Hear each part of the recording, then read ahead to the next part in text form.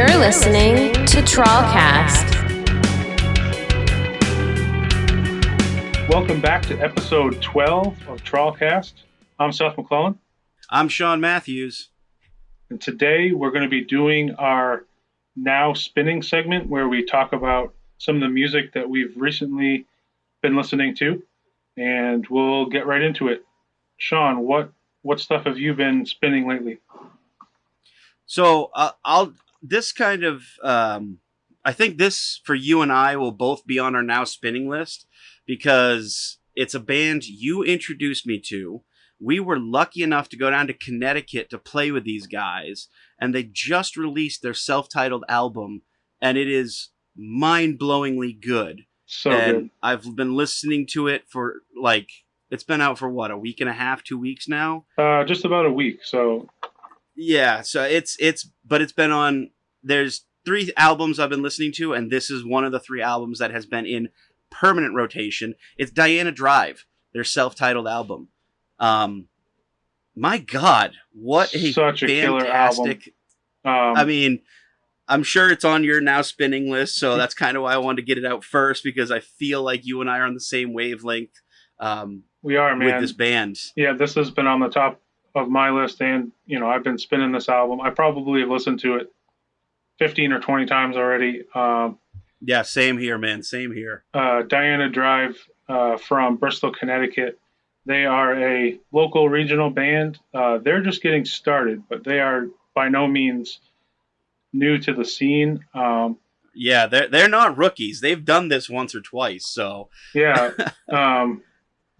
my friends Ryan, Greg, Tim, were all 3 of them were part of the band Novus Day that played a lot up in Maine and probably like 2009, 2010, 11, 12, like in that 3 or 4 year period.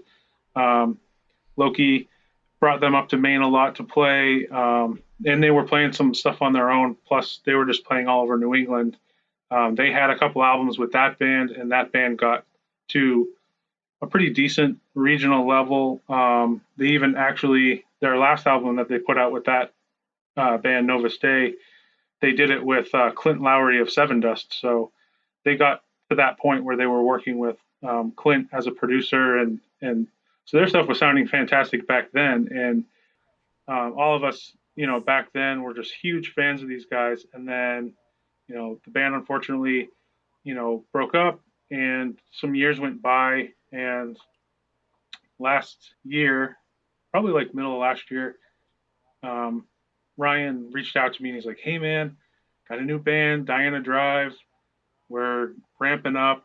I know they were practicing a lot. They were writing all these songs, and I knew that it was going to be dope, because I'm like, if it's anything like, to the level of what Novus Day was, and I know that these guys do it right, it's going to be amazing." And sure enough, they put out a few singles, so we've been listening to, you and I, and yeah, we've been getting sneak peeks, man. It's been great, because I had not really remembered Novus Day very much.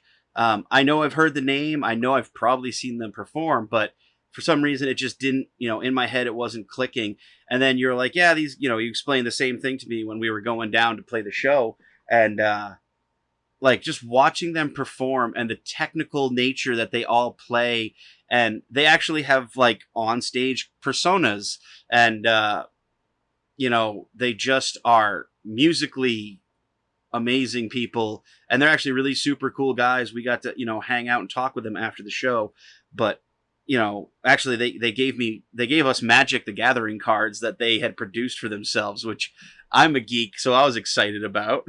Dude, I was so excited about that.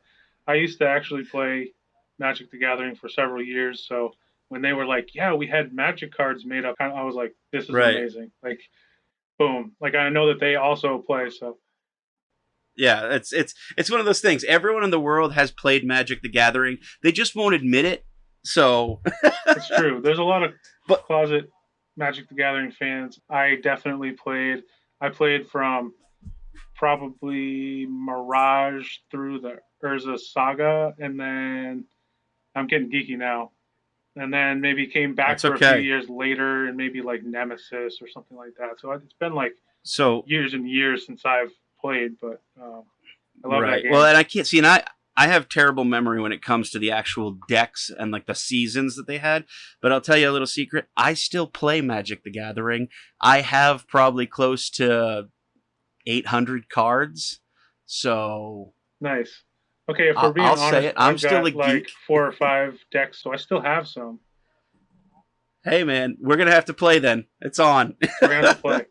So, but back to Diana Drive. I was gonna say, getting back to Diana Drive. Yeah, the album came out, and I mean, you actually guest appeared on a kind of a bass and I think vocal playthrough of Part of the Particle, and that song got stuck in my head.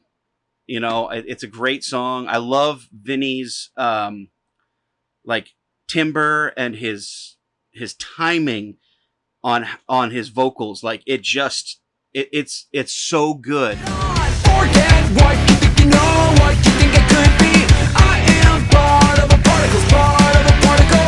Fractal iteration down. I am infinity. Smash me all that you want. I'll be your enemy. That it makes me feel like I should just sit down and shut the hell up. Yeah. Vinny's delivery is incredible. He's in a cover band, so he does like a bunch of different styles of music, and I've seen him do a lot of like the live stream things where he's singing, you know, all the 90s and 2000s alternative stuff, but like he has this voice that like can literally sing anything, and he's got a great range. Well, he's got a watching really fantastic timing and delivery. Yeah. But watching him do the vocals and like when he's singing, he doesn't look like he's even trying. You know, it's one of those things where he's hitting these, you know, he's hitting these notes, and I'm sitting there like I'm feeling it in my loins, like Jesus, that's high, and he's just able to. He looks like he's just walking gently through a park, and you know, birds are flying around, nothing's bothering him. Like he just hits the notes, nothing bothers him. He can just nail it every time. But you know, his voice in that song's fantastic. I love Milestone. We're gonna reach that milestone. Gonna reach that milestone.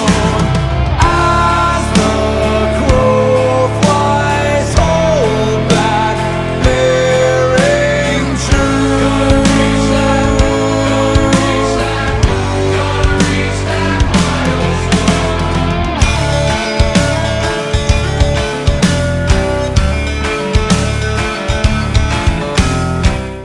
That song, it just has this, it almost has like a country feel, like almost like a old-timey, you know, Western kind of vibe to it. And the vocals on it are just phenomenal.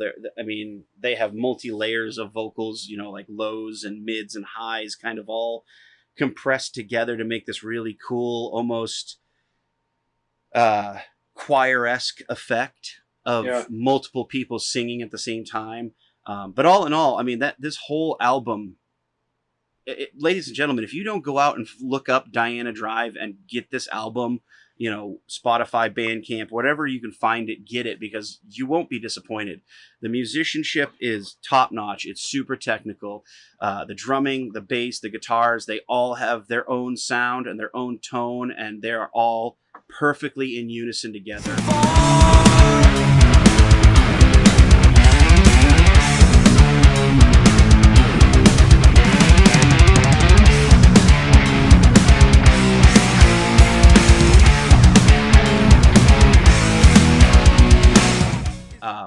Like I said, I've been spinning this album pretty much solid for the last week and a half. Whenever it came out, it's a blur because it's been so good that I actually forget time. Same here. It's incredible. It's hard to like dig in on all of it because it's really all good. So I like lately I've been going back to listen to Be Open and Ghost Quarter. Hidden amongst the stars, revelation, juxtaposition, we must go home. No one ever flies. connection in space and time. All we encounter, pure intuition, and all we see is all we are. But can we rely on what cannot be seen? Because they're sort of I was like, just thinking of Ghost Quarter. yeah, because they're sort of like how Tool did on Lateralis. They did Parabola and Parabola, or Right. Parabola, because they reference each other and they have Be Open kind of They're intertwined starts with the each other. conversation, and Ghost Quarter kind of finishes it. So Yeah, and that's super cool because the end of, Be Gone, right? or Be Open. Be Open. It's, Yeah, Be Open. Be I'm Open, trying to yeah. remember Be Open and then Ghost Quarter. Like the end of Be Open is, this awesome like melodies and stuff like that, and then it literally almost doesn't feel like a new song, but you realize like it is because it's just slightly different. They're basically echoing the last song and just kind of finishing out that story, like you said, and it's so cool. Like I love that it's two songs tied together that have like meaning with one another. It's unbelievably awesome. Yeah, so I've been like just kind of picking packs of like 2 or 3 songs and going back and just because it is all really brilliantly done. If you like bands like Tool or bands like Nonpoint, it has a lot of kind of both of those influences in there, I would say, but they all definitely also have a style of their own. They're definitely not ripping off anybody. It's got its own style, but I would say that if you like those other bands, you'll probably like Diana Drive, but absolutely amazing. I just impressed. Greg, the guitar player, actually is also the engineer, mixer. So he's the mad scientist that kind of,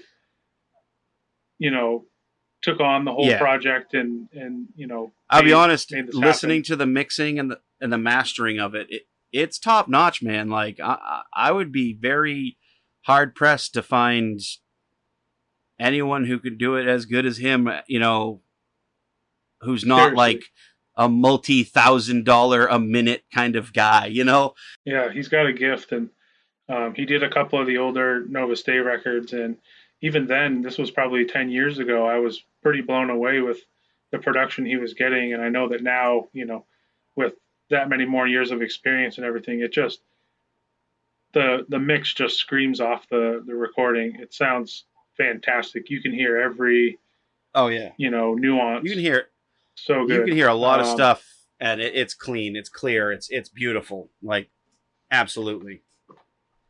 All right, so that's mine, and I'm sure I stole one of yours, Seth. So Diana Drive, their self-titled album that just came out. What's up, my friends? This is Vinny from Diana Drive, and you are listening to TrawlCast. Everything is gone in your hometown. You're alone now. It's a ghost town. Everything is gone in your hometown. You're alone now. It's a ghost town. What's something else you've been listening to, or do you want to keep talking about Diana Drive? Yeah, I mean, I would like to keep talking about them, but let's see. So that was my top one. I don't have like a ton today, but that was my number one. So I think we both kind of, it was a 2 birds with 1 stone kind of scenario there. Yeah. Let's see. I've been listening to, there's this cool band from Australia called Osaka Punch. And they are what I would call like kind of a funk metal band. They, I would put them in the same category as like 12 Foot Ninja, who's also from Australia. They're kind of becoming part of that, what me and Adam like to call the Aussie invasion bands, because if you're unaware, in the past like decade in Australia, there's been like so many kick-ass rock bands and metal bands that have come out of that country. Yeah, one of the bands, when Devil's Night Out was last recording with Adam, him and I came in to do, I want to say it was the second day of vocals, and we kind of forgot what we were doing, and we sat there for probably 3 hours, and we just listened to and watched COG videos, C-O-G, COG. COG is awesome. Yeah.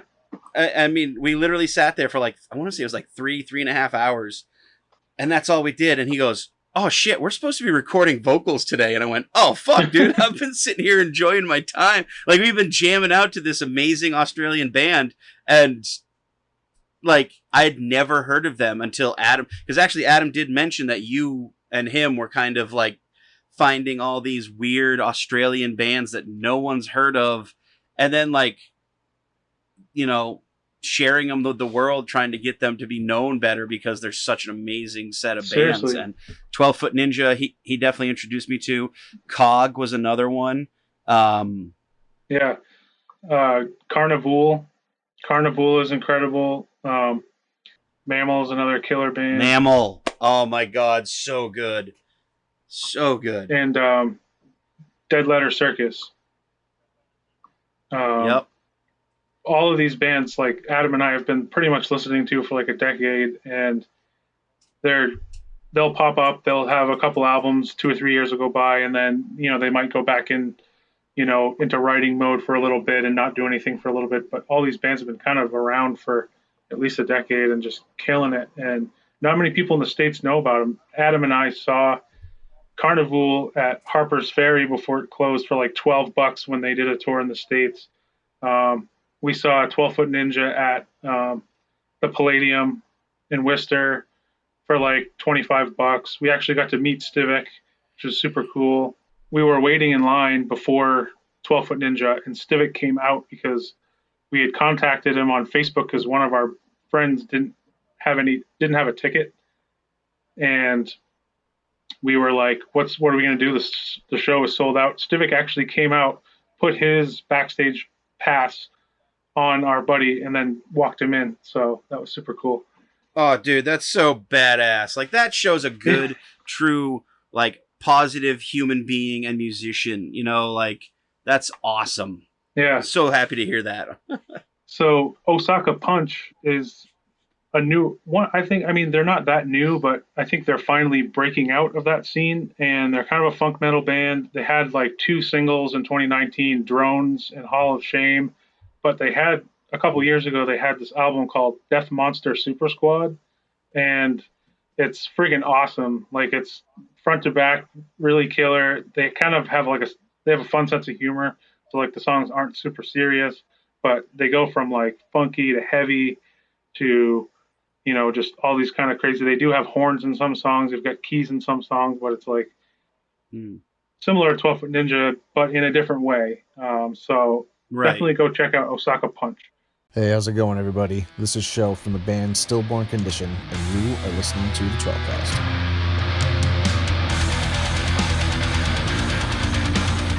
Sean, what else have you been digging lately? Well, see, and that's the thing, is I've gone, I got 3 albums that are, like I said, are in kind of my heavy rotation at the moment. See, it's hard to see which one I want to choose to talk about first, because one of them you and I have a special connection with at this moment in time, and the other one you and I kind of have another special connection with, in the past. So, you know what? The one that we have the most connection with now, I've been listening to Deftones' White Pony again, man. Dude, that one is on my list too. Are you serious, man? Yeah. Well, we are in a band together, so I guess, you know, we kind of are, you know, mind melding. But honestly, that White Pony album from 2000, dude, is just one of the most amazing Deftone albums ever released. So good. All the songs on it just have so much passion and power and energy. And I know you and I have been talking, and it's, you know, there's so many good songs that people should cover besides, like, you know, Changing the House of Flies, stuff like that. Like, yeah. And I think, you know, you and I chose one off this album that we feel fits us, but we're also going to have a whole lot of fun with. Oh, I'm so excited about playing it. Yeah, it got me listening to this album again, and that was a couple weeks ago when we first started talking about that Mhm. cover. But then I quickly saw that the 20th anniversary just passed, I think, yesterday. So super cool. It's kind of like you can almost equate it to the whatever you want to call it, new metal, or I know a lot of people put them in that category, but they are a little different. I think they're a bit outside of that category, but you could almost, I, colloquially yeah. call it like the new metal Dark Side of the Moon, because it's like so, it's kind of like a concept album in a way, but it's like super spacious and like all these cool different types of sounds. It doesn't sound like a straight ahead metal record or a rock record. It's got Right. so many Well, and I textures think and they were things to it. in in their time frame when this album was being produced and made and all that. Listening back to it, it was definitely different from that quote unquote new metal sound. Like, because you had their first couple albums that were just straight into that new metal, down-tuned guitars. And this one was kind of like you said, Dark Side of the Moon, where it was a little more experimental. They wanted to try some stuff. They wanted to sit there and be like, okay, what if we did a song like this? And, the way they structured them, and, some of the guest vocalists they have on the album are phenomenal. And just listening to it's not, as you would say, new metal. It's definitely just an amazing hard rock album. It is. I mean, I just absolutely, because I've been actually back on a Deftones kick pretty heavily, because you and I always talk about Deftones, and I don't know, I just got into the kick one day. Actually, I started listening to it a couple weekends ago when I went to go fishing. I put on a White Pony driving to the place, and I was like amped up, ready to go. I was like, I'm gonna go sit in a boat now for a few hours and do nothing, and I'm all jacked up because I listened to this White Pony album. It's just, damn, man, I can't believe you. Yeah, that's a great one. Yeah, definitely one of my favorites from Deftones, and they're a band too that like I might not listen to them every day, but like I've loved that band for 20 years, and like every so often I'll dive back into their catalog and listen to everything again. I was gonna say, it's one of those bands though that like you may not listen to all the time. You may get spurts of like, oh, you know what? I really want to listen to Deftones right now. Like I have 2 or 3 bands that are kind of in that rotation for me that I won't listen to for like extended periods of time, and then all of a sudden it's like I need to listen to every album, every track, for the next 2 weeks. That's the only thing I'll listen to, and I feel like Deftones is definitely one of those bands. They're like an old friend that like you don't necessarily see every day, and you're like, but whenever you run into each other, it's like no time has gone by, Yeah, absolutely. Yeah. Yeah. So again, I stole one of your damn freaking. And I didn't know that one. I definitely knew Diana Drive because you and I have been talking about it a bunch, but I did not know you'd been listening to Deftones' White Pony. I'll take the blame on that one. It's all good. This is Craig G from Thems That Wait, and you're listening to TrawlCast with Sean and Seth. Let's take a bite out of rock. Oh yeah.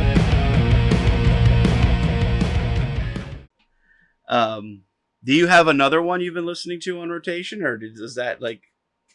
So, not on rotation, but one that I just started listening to in the last couple days. That's friggin' incredible. Is the new Lamb of God record.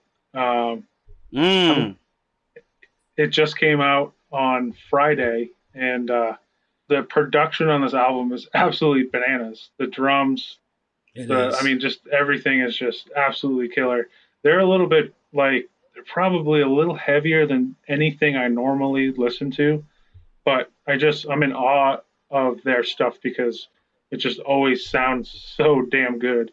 It's not something like never am able to get into it enough where I like memorize the songs or anything, but like I always like to give a good 3 or 4 run throughs of a Lamb of God record just because musically they're just such a good band. See, that's one of the bands that I have the love-hate relationship with. Like, I'll go back to them, every 6 to 8 months, and I'll listen to like 4 or 5 albums, and then I won't listen to them again for extended periods of time. Yeah. Like I had it's some of the earlier records, like New American Gospel, and I think their second album. And I used to listen to those quite a bit when I was a kid, probably like just out of high school. And like I know that they put out a ton of material between then and now. And I've kind of caught a few things here and there over the years, but I wanted to sit down and listen to this record specifically. Right. Shout out to our friend Kevin Billingsley at the Halo. Got to engineer this record, and Kevin got to go out to LA and track the record at Dave Grohl's studio in LA. That was like an incredible experience for him. And for those of you who don't know, we got to work with Kevin on the first 2 Trawl songs. So I was gonna say, didn't he get back like the day or a couple days before we recorded Vertigo from doing that? he did. He had just got back. Yeah, I was gonna say, And yeah. he wasn't able to tell us much because he was like, yeah, I just did a secret project, like not able to say anything. I'm, lips are sealed, but we were like, this has got to be big because if he went out there, we knew it was going to be something. Oh, dude, pretty cool. We were definitely like bugging him to give us like something. We're like, anything. And then like when it got closer to being released, like he was like, yeah, it was Lamb of God. And it's like, dude, what the hell? Like, oh my God, that's amazing. Yeah. And yeah, much love to Kevin. He's such a great guy. He helped us record those 2 singles and helped produce them to something that we hope you all enjoy, Yeah, he really helped make those songs as good as they could be, I think. And, the songs that we brought him were, I think, 80 to 90% there, and he took it that extra 10 to 20% and just made them really, we left really happy with how they sounded. Really? And 10 to 20%. I don't know, man. He took that like an extra 40 to 50%. Like we brought it at that 70 to 80 to 90, somewhere around there. Like we were comfortable with them. He made those tracks, have some chest hair and crazy friggin' mane of locks on the head. Like he made those things fill right up. So yeah, man. I personally have some love and respect for Kevin for everything that him and I did in the vocal booth. And I know watching you work with him was an awesome experience because you guys mesh so well, and watching you guys connect and almost pick things apart and say, I like this. And he'd be like, well, do it then. Because, I think there was, I think it was during Carcharodon. You were like, well, this is kind of like a Rage Against the Machine kind of style riff. And I remember him saying, like, so do it. No one else is doing Rage Against the Machine, not even Rage Against the Machine. So do it. And you were like, okay. Okay. Yeah.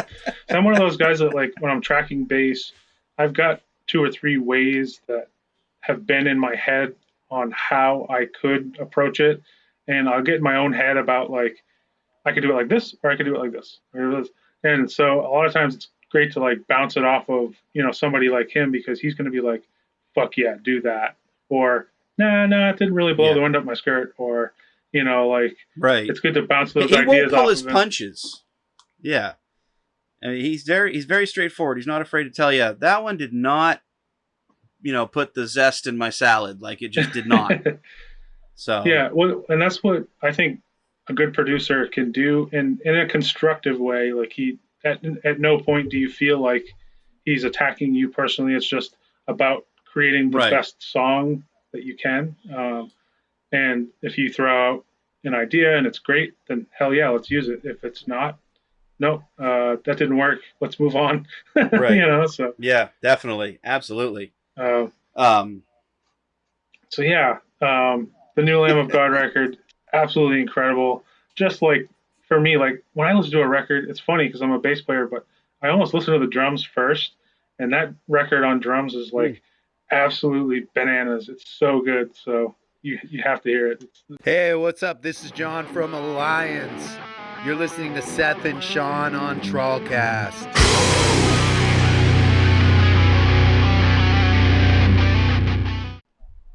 So this is the one that I was saying has a little bit of a tie between you and I, because I actually introduced this gentleman to you driving to Laconia we were talking about music and kind of stuff that we were into. And actually, that was the night we came up with Trawloween, which is the Halloween festival we're going to try to set up with, all around Trawl. Oh, yeah. But I'm listening to the Amigo the Devil Everything Is Fine album. It came out in 2018. Yeah.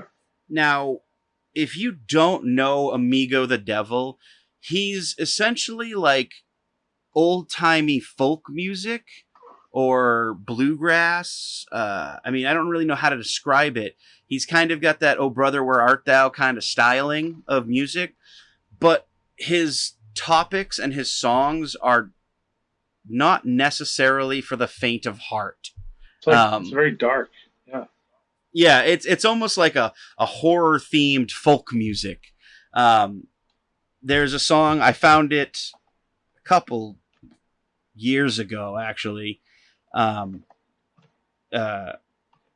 This is essentially like a love song. It's called Rotten Hell. And basically it's the way he's talking throughout the song and his lyrics. It's almost like he's professing his love to a woman and he's saying, "I'd rot in hell with you. I'd go do really fucked up things with you if you wanted to because I love you so much." And it's very visceral and very dark, but listening to kind of the yin and yang of the song, like you can see it's a love song, but he's definitely talking about some pretty gross stuff. The Everything Is Fine album is actually kind of a redoing of a lot of his like EPs. He kind of actually got some more like glitter and pizzazz to throw on the song. So he redid them, produced them more. And I'll be honest, it's one of my favorite albums because it has that old timey bluegrass kind of feel. And when he starts, singing about, like one song's about Jeffrey Dahmer being in Hollywood and it's kind of from the perspective of Jeffrey Dahmer. Like it's just creepy, but it also has this really cool vibe. I highly recommend it if anyone's listening to wants to listen to something that is not necessarily in their normal stream of music. Like I know I listen to a lot of crazy stuff, but I have some friends that they have a pretty regular, like this genre to this genre kind of spread. Amigo the Devil can absolutely spread 2 or 3 genres and still be on the outside of that music spread for those people. I said, it's like horror folk music, and I love it. I think everyone should go out and check out Everything Is Fine album by Amigo the Devil. It's an absolute banger of a CD. I'm hoping to see him live. He came to Maine, like 2 or 3 times, and I missed him every single damn time. I know, yeah. He's jumped on a few bills and with other bands that were coming through town, and me and you were going to go a couple times, and it just hasn't happened yet. We both stubbed our toes, and nothing ended up going on. Yeah. But that's the last album I have. Amigo the Devil, Everything Is Fine. Go check it out, ladies and gentlemen. You won't be disappointed. Awesome. So before we end this segment, I just wanted to shout out a couple of albums that should be on your release radar. Our buddies in Twin Grizzly have a new EP coming out this Friday. Yeah. So by the time this airs, I believe the EP will probably be out.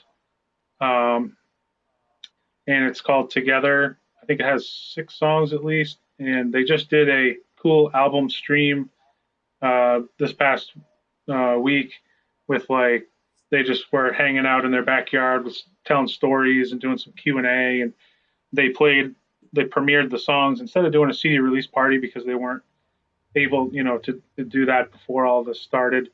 So I got to hear the songs and they're killer. So I know the EP is killer. And then the second one is Murcielago. They're a rock band from Portland. I know they have a new album called Casualties coming out soon. They actually were teasing the album art and the CD packaging, so I know they did it up physically. Really cool band. State Theater actually is doing this thing called the Conclave. It's a live music series where they're literally putting cameras in the empty State Theater and then having bands play on the stage, and then they're live streaming it. They just did that. and they absolutely slayed it. These guys always show up with like full stacks, Marshall full stacks, and like huge amounts of gear, and just slay. What I like about the Conclave, though, is you can actually, like, they set up Venmo and PayPal and, like, whatever all these other things you can send money through. They set it up so that, like, you can donate to both the State Theater and the band playing, which I think is fantastic. Like, and having this opportunity and having the State Theater do something like the Conclave is great. Like, it's absolutely phenomenal. I think a lot of other venues should have tried something like this just to try and help, maybe generate some revenue for themselves and the bands that are currently, basically we're all twiddling our thumbs right now. Some of us are writing new music. Some of us are recording CDs. It's kind of, but we're not going out there and being on stage. And that's what a lot of us, we live off of that. Like, that's our main blood, is that. And seeing this opportunity that the State Theater is giving is just phenomenal. And I give them mad props and respect for that, because I'm sure it was not a cheap task to get set up. Yeah, you still need, people to help run things, and, staff, and they definitely are taking a chance at trying to, support, obviously, the bands, raise some money for themselves to be able to stay going. So, what's up, guys? This is Will with Twin Grizzly, and you're getting nuts with TrawlCast.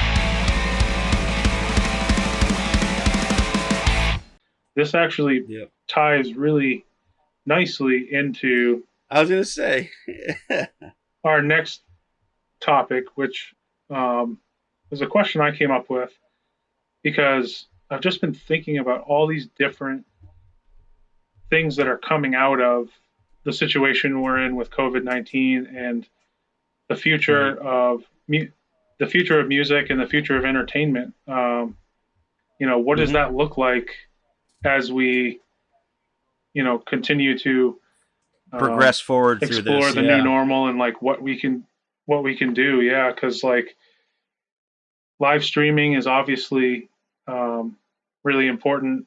There's been a couple of, live streamed shows where you can pay for a stream. You can pay, you're, instead of paying $5 at the door, you're paying $5 to watch the stream, and they have 3 or 4 bands lined up and you can watch the whole thing.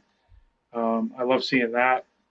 And then like the digital busking where you literally just go on Facebook Live and throw up your PayPal link or your Venmo link and, take requests for cover songs and play for tips kind of thing. So what I was going to, kind of bring into this is we were talking about the Conclave and how they're doing what they can do to try to generate some revenue for themselves and for the bands. My brother-in-law sent me an article that was, I want to say it was Live Nation, basically sent like a notification to the like performers of the world, like basically like, sorry, you guys have to take the financial burden when live events come back, when you get to play again. And I think that's bullshit. It is. Not to sound like an asshole, but this is going to be our deep talk this week. But I just pulled up the article, and it says, Live Nation has stated, quote, "We are fully aware of the significance of these changes, and we did not make these changes without serious consideration," end quote. True, but now you're telling basically all these performers, like, sit on it and rotate. You guys got to take a lot of the financial burden. Are they talking about like the percentage of ticket sales that the bands actually get to keep? Yeah, actually, yes. Yeah. One of the things they're doing is a new policy that shifts the financial burden to the artist. For an example, the company wants to decrease the monetary guarantees promised to the artists before an event by 20% across the board. Wow. Now, some bands, 20% is nothing. To some bands, 20% is literally whether they eat or have gas to get to the next venue. You know, Right. Oh yeah. I mean, that's you know, that's a rough one, but then it gets worse. Again, I'm on the article and it says, quote, Live Nation also says that if a concert is canceled due to poor ticket sales, it will give artists 25% of the guarantee, as opposed to the 100% that promoters are currently expected to pay, end quote. That's really tough because a lot of, management companies, booking companies that represent artists in a normal world wouldn't even show up to the gig if they weren't going to get their guarantee. So it really puts the artist in a spot where it's literally like, if the major ticketing companies are doing this, you either don't tour or you or you. Yeah, I mean, I think that's a rough one. It's the, if you're gonna get, let's say, $1,000 for a show, and you know what, it just so happens that ticket sales weren't very good because maybe the venue didn't promote it very well. Well, now Live Nation's only going to give you $250, even though you probably spent 3 times that driving to the venue. You were only going to make $250. And then with the food and the gas and, your crew costs, now you're basically out, another $500 to $750 that you're not going to get.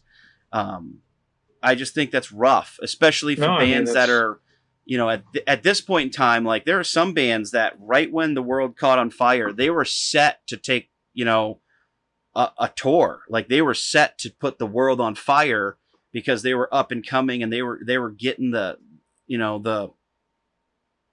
notices and the likes and the love, and people were like really digging them. And then all of a sudden it's like, well, we can't do it now, so we're going to have to friggin', shut down for a bit, and things are getting back to speed. And I mean, I've been out a couple times in the last weekend, and there's a lot less waiting in lines. People seem to be keeping their distances, but at the same time, like, it doesn't feel like we're all going to be dead in 2 weeks because, of a virus. Like, it seems like people are becoming more comfortable with social distancing, and some people wear masks. It feels like people are settling into the new normal of doing that, and like you said, people are in Maine. They've opened up, seating at restaurants, and even in southern Maine here, where for the longest of the rest of the state wasn't open. I would like to see, I understand what the new normal is. I don't agree with it. I hate the idea of having to wear masks everywhere and stuff because, man, shit sucks. I mean, I'm pretty, so I don't want to cover my face. No, I'm just kidding. For me, it's like, it's like if I have to wear it for more than about 20 minutes, like it just gets so hot, so insanely hot. I have a hard time doing it. Well, and Kara, for her job, she has to wear a mask.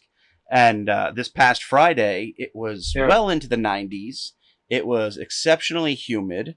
And to be honest, like, they called work because they had a number of people contact them and say they were getting heat stroke because, 1, it was like 95 degrees. 2, the humidity was at like 80%. And 3, they had to wear masks. So they were just sweating to death. They were, unable to stay cool. And it's a real problem. It really is. And especially in the summertime, like in the wintertime, I'll gladly wear a mask because my nose and face get cold all the time. Yeah. So wearing a mask doesn't bother me in wintertime. But now in summer, like I've actually been cigarette free for, I want to say 3 or 4 years now. Like I've been off of cigarettes. I still have issues breathing in the summertime because of cigarettes. Yeah. And now adding on a mask, sometimes it hurts, It's hard, man. Yeah. It's interesting, as far as entertainment stuff goes, because like things are probably going to be like this until there's a vaccine. Even though the numbers are going down, I still can't see venues. I still can't see venues opening up and doing a normal show without doing like, okay, we're going to only have, if it's a 100-person room, okay, only 30 people can be in here, and you all got to be spaced We're gonna apart have and to, wearing masks or whatever. Well, and not only Which that, but if is they only have interesting. 30 people out of 100 people in a room, then they have to charge more because Well, see, that's the thing. That's what I was going to say. Yeah, to make any profit will off of people? cutting your numbers in third, it's not going to work unless they actually pay, make people pay more.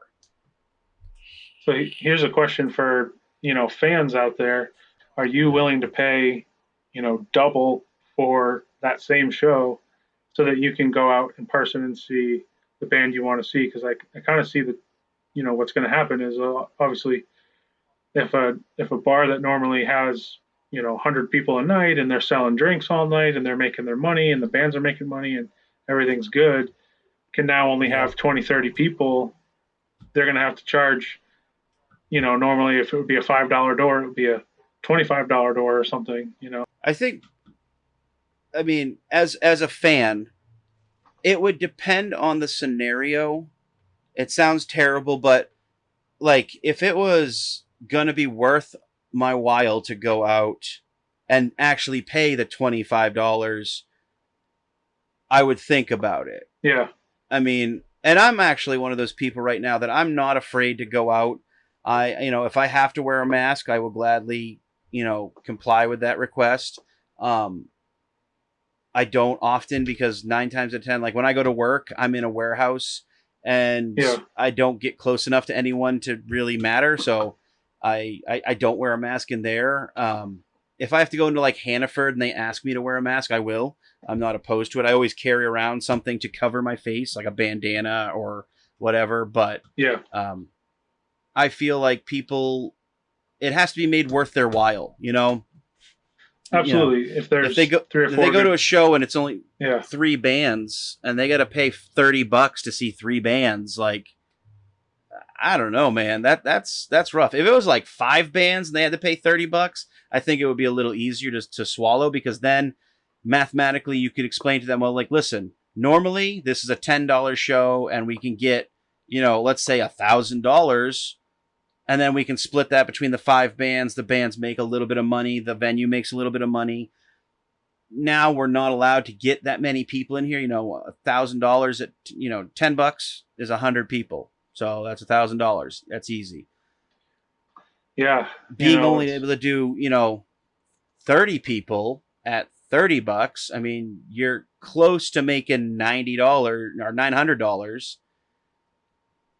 Right. So it's interesting to, it'll be interesting to see what happens. And I think, whoever tries it first kind of sets a precedent, and then nobody really knows what you should charge or what will work and what people are willing to pay and what they're not willing to pay. But I think we're going to see a lot of people experimenting with trying different limited shows and charging different, prices for it. Now, going off of that aspect, though, the limited shows, that could be beneficial because, I mean, let's say you do have to pay a little extra, but would you pay a little extra, Seth, to go see a private show where only, let's say, 200 people got to go see Tool perform and you were one of 200 people? Like, heck yeah. Yeah, I mean, and that's the thing is like with national bands, and it is a kind of an exclusive opportunity now where live music was kind of a commodity, where like literally everywhere you look there's live music, so people kind of devalued it. I think it's going to literally go the other direction, where live music is going to be very valued. Absolutely. Yeah, definitely. Well, and that's the thing is when people went into quarantine, when they went into lockdown, I feel like a lot of people, didn't realize that they were actually turning to artists, because people are like, well, I just listen to music all day and whatever, well, that's an artist. I think a lot more people are going to realize what they missed when you were able to go out and do what you wanted. Because I know personally, I cannot wait to go to a show. I cannot wait to perform at a show. Yeah, me either. It really, it's it's starting to make me stir crazy because I want to go out and do this stuff. Luckily, I have been able to, you know, practice with Trawl, practice with Devil's Night Out. It's been extremely cathartic to be able to redo that stuff again and start to progress towards somewhat normal lives. Yeah, it's true. So I think, you know, in the fall, like, you know, what we're planning to do, we'll see, you know, some more outdoor shows where people can be a part. I know that drive-in concerts are starting to pop up where, like, literally, like going to a drive-in movie, you'll pull up with your car and there's a band on stage and you can watch them like that. That's kind of interesting. And drive-in movies are coming back. Yeah. Well, dude, the drive-in theater down the street from me, they do 2 different movies now. It used to be 2 movies every Thursday, Friday, Saturday. You could go see 2 movies. Now what they're doing is Wednesday, Thursday, they have 1 movie. And then Friday, Saturday, they have a different movie. So that, you know, you can go see, like, maybe you can't do it on Thursday or Friday night. Well, you can go Wednesday night and see, actually, I think this week they're doing Back to the Future on Wednesday and Thursday, which is fantastic. I mean, it's a classic movie. And then I want to say Friday and Saturday is The Hangover. I mean, oh, nice. Come on now. Yeah. That's a great, you know, if you go Wednesday night and then Saturday night, you're watching 2 great movies. You get to be outside. And I like the idea of outside shows, you know. Granted, wintertime will be a little rough for us up here in Maine, but I think when we have the weather, places like Maine, yeah, you got that large part of the year that's a little too cold or a little bit too much weather to do much outside. So, yeah, but if we do have the weather, you can do outside venues. I think it would be very beneficial if there's a place or a couple places that would allow local bands to do a show outside so that people can socially distance themselves. And you know what? You can go and still have fun. Maybe, you know, for the heavier bands, moshing, you got to try to not do it. If you do, they'll just spray you with hand sanitizer from, like, you know, backpack friggin' misters or whatever. But, you know, it could be beneficial. That's all we need. We just need T-shirt cannons filled with hand sanitizer, and we'll just spray people down. Fucking looks like Slimer goo everywhere, just spraying people like you're in a Ghostbusters movie. Just like, just have the crowd just like every 5 minutes, like sprayed like vegetables with hand sanitizer, and we'll all be fine. You got to get those misting tents, and they have to walk through it at least every 10 minutes to, you know, just keep your eyes and your mouth closed and breathe out as you pass through it, and then you can just rub yourself dry and then keep going. Yeah. Oh, that'd be great. There you go. Boom. Problem solved. All right, there we go. We just solved a lot of world's problems. So the other things that, like, I've been seeing people do, like, virtual tours where they'll, like, stream from, like, I'm going Tuesday night on Facebook. Oh, Wednesday I'm on Instagram Live, and, you know, Thursday I'm on, you know, Twitch or something, or like other platforms. People trying to do that, which is interesting. You know, it's one of those things where, you know, live versus streaming. I feel like there comes a point. I love the idea of streaming, and I love, you know, like, we might even do it ourselves, but I don't know if you can ever replace live concerts, you know, and people are never going to not want to go see a band live, you know. Well, and that's the thing, is live concerts are, there's a certain energy and a certain feeling when you're there in a venue, whether it's country music or it's rap or it's hard rock or it's, you know, disco. There's a feeling of being there and in the room, and there's, you know, bright lights, and, you know, the bass and drums are pounding through the speakers, and you can feel it in your chest. And you can go get a shot of Jameson and then chase it with a Guinness or whatever, you know, stuff like that. There's a certain feeling of being there. And when you're streaming, like, I know I've watched a few streaming things. Yeah. It's not the same when you're sitting in your house, like in your Tyrannosaurus Rex underwear, drinking a White Claw, watching, a band that you really want to see live. They're performing and they're having fun, and you're just like nodding your head like, yeah, this is cool. And then you're like, well, I guess I'm going to go to bed and like watch this in bed. And you just like lay in bed and you drop your phone on your face multiple times. And it's like, God damn it. It's one of those things. Like I like it for the time being, but I really do think that the change needs to occur where we can, get back to the venues, because the venues is what makes a show a show. When we play it live at 212, I mean, the crowd, the energy that's there, being in the room, smelling, the sweat, and, having to get up on the stage. It gets hot real quick all of a sudden. There's a certain je ne sais quoi that happens, No, or whatever. true. I don't know what the term is. Everyone's there. It's the community. It's, just the aspect of, being able to play in front of people, have, get feedback right away from, other folks in the scene, and like, have a couple of drinks and just, blow off all the steam from the week that, like, you worked hard all week and you're just like trying to forget about all that. You worked 40, 50, 60 hours. You're in a bar. You want a friggin' Miller Low Life.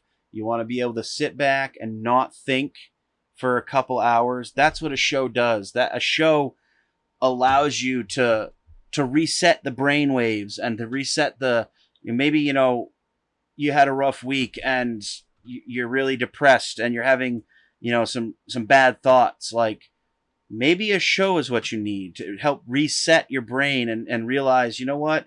Stuff isn't as bad as it could be. Next week's going to be a new week. Let's start, let's try to hit it harder, faster, stronger, and try to make it a better week. And I think people getting out to shows definitely does that. Yeah.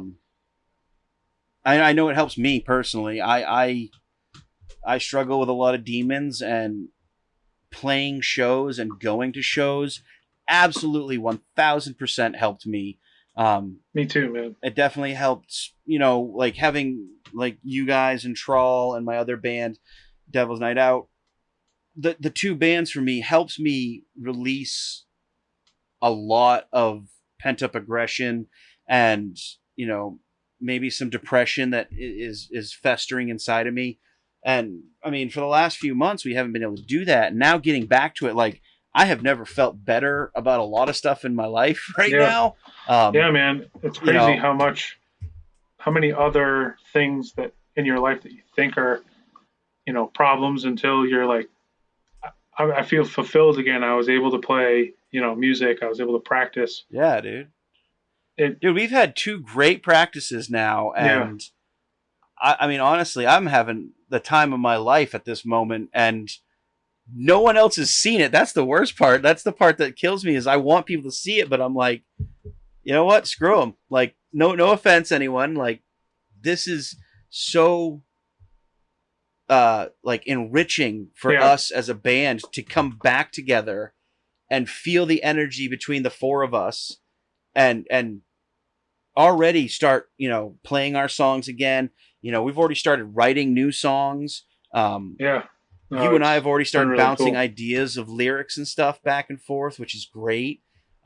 It feels good. It feels like my life has come back to life, because, sitting at your house and wondering what the hell's going on, if the whole world's going to be set ablaze because a virus or a meteor or the Mayan calendar actually meant 2020 instead of 2012 or whatever, like, it just feels good to reinvigorate and shut off the politics and the hate and the negativity of the outside world, and just go back into that music that I know, you and I have talked about this, but Trawl is a band about positivity. We want to make positive thoughts. We want to bring positive energy and happy energy to people. Yes, we have some aggressive music, but 99% of my lyrical content is trying to tell people, like, stuff will get better for you. Keep your head up high. There's a light at the end of the tunnel. Don't trip on any nightmares. Keep your dreams in your sights and run as fast and as hard as you can to them. and that's what I think being able to do it again has really motivated me to just do good again, to feel good again. Yeah, well said, brother. I feel the same way. Yeah, it's amazing to get to do that again, and eventually we'll get to share it with some other people again. But for now, it's really amazing to have that back for ourselves. And yeah, absolutely. I want to say that everyone out there, if you need positivity in your life, or you need to talk to somebody, or you need to try to quiet some demons in your head, find something that makes you feel that way and just latch onto it. Music, I know me, and I'm sure you, Seth, music is what we do to help do that. Absolutely. I have friends who are painters, who are, they just build stuff on their free time. If you are feeling down and depressed, and this quarantine and COVID bullshit is messing with you emotionally and mentally, don't give up.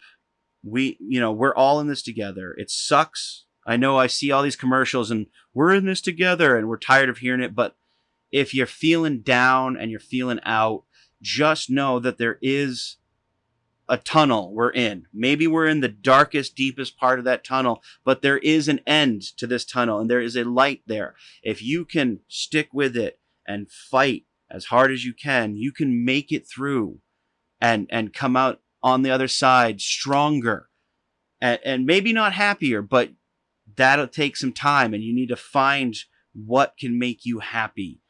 Whether it's painting, whether it's collecting rocks, collecting stamps, playing Magic the Gathering. Yes. Come on, people. Find what you can. Find something that makes you feel good and dive into it. Because shit sucks. 100%. No doubt about it. But things will turn around.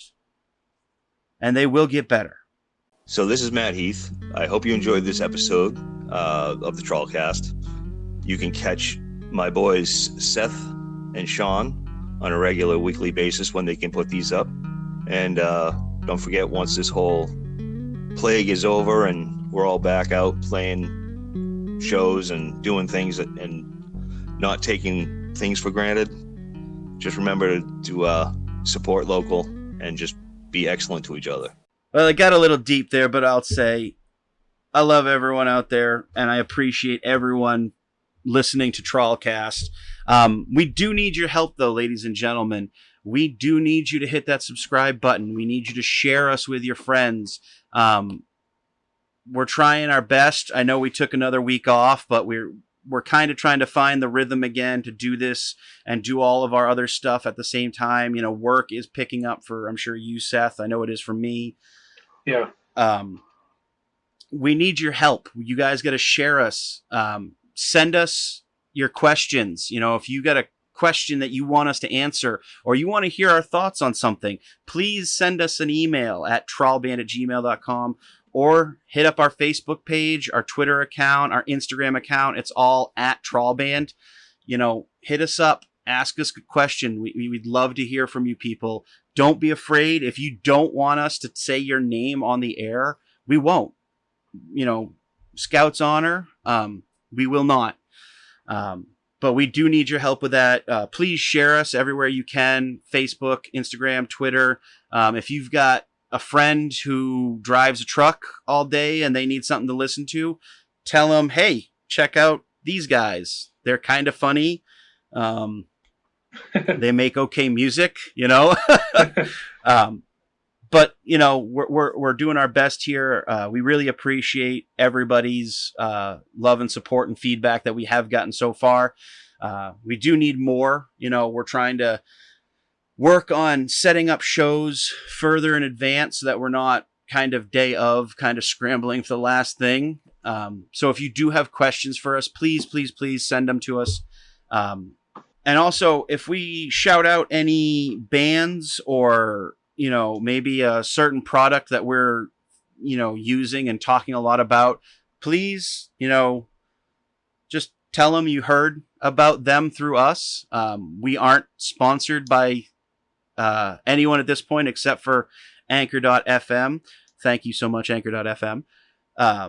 So we're not really getting that revenue like that. If we say something that we're using and we like, we're doing that out of a passion, not out of a payment. Absolutely. Yeah. We're not making any money doing this, really. Right. I do want to, before I get into my whole spiel at the end here, I do want to throw out a couple shout outs, if that's okay. Yeah, sure. Go ahead. First shout out, or set of shout outs, is I want to say thank you so much to our listeners in the Netherlands and in Germany. We have thank you guys. 3 different countries, listening to us right now. Thank you guys so much. We greatly appreciate it. If you can, if you found us on like Facebook or Spotify or anything like that, just say hi on one of our posts. Like when we post a new episode, just say hi and tell us where you're from. We'd love to find out where you are from exactly, because it's super awesome to see that we're getting heard around the world, especially in Germany and the Netherlands right now. A lot of our listener base is United States because that's where we're based out of. But I want to give as much love and thanks to the Netherlands listeners and the Germany listeners, because that's super awesome. Really cool. I also want to give a shout out to a good friend of mine, Anthony Sweet, and his son AJ. I purchased a Little Caesars fundraiser Crazy Bread kit from them to help support AJ in his Cub Scouts. So I want to give them a shout out and say thank you so much for delivering those today to me. I am super excited about being able to make Crazy Bread from my own home. Very nice. And I'm happy that I was able to help a good friend of mine out with his son's fundraiser to help for something that him and his son are very much into. So that's really cool. I like it, dude. I love Crazy Bread, so I'm super excited.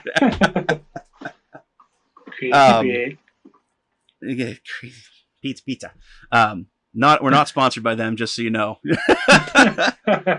But yeah, that's. I also want to just give a shout out to everyone listening, everyone who's given us the love and the help and the support and the feedback for the podcast. I greatly appreciate every single one of you.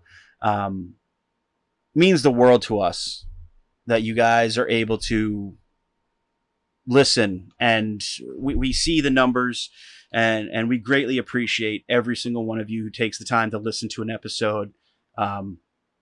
Seth and I are just kind of regular guys that are trying to just, I guess, try to fill the time and try to help other people at the same time. Yeah, absolutely. Thank you guys so much for listening. And as Sean said, we do this, because we love it, and we hope that you are enjoying listening. Thank you very much to everybody who's listened to us. Thank you guys all for tuning in to this week's episode of TrawlCast. Like I said, we're going to try to be getting back to somewhat of a normal schedule. We may be going every other week. We're still working those details out. But if you like what you hear, we are available on Anchor, Apple Podcasts, Breaker, Google Podcasts, Outcast, Pocket Cast, Radio Public, and Spotify, as well as a few others. Excuse me. If you hit that subscribe button, as soon as the episode drops, it'll be there ready and waiting for you. So do that. We're also available on YouTube. All you got to do is search for TrawlCast. When you find us, please hit that subscribe button and the bell icon. We're super crazy close to hitting that 100 subscriber mark. So please, if you can, hit that subscribe button, share it with a friend, and tell them to do the same thing. Threaten their cat or something. I don't know. Don't really. If you're able. Hurt their cat. Well, I mean, you can threaten. Yeah, don't really hurt them, but the thought, the implication. If you are able to, please rate and review us 5 stars. Give people a little write up and say what you like, what you don't like. We're not afraid of that. If you do have a question, comment, show suggestion, or want to submit a listener segue, you can do that by casting a line to us at trawlband@gmail.com. For more information about Trawl and all things Trawl, you got to head over to www.trawlband.com. It's our website. It has everything there, links to all our social medias, our YouTube channel. I believe the merch store is open and active and has been for a little bit there. Shout out to Dizzy Jam for doing that for us. That's pretty much all I got. Again, thank you guys so much for listening. My name's Sean Matthews. And I'm Seth McClellan. We will see you next time on TrawlCast.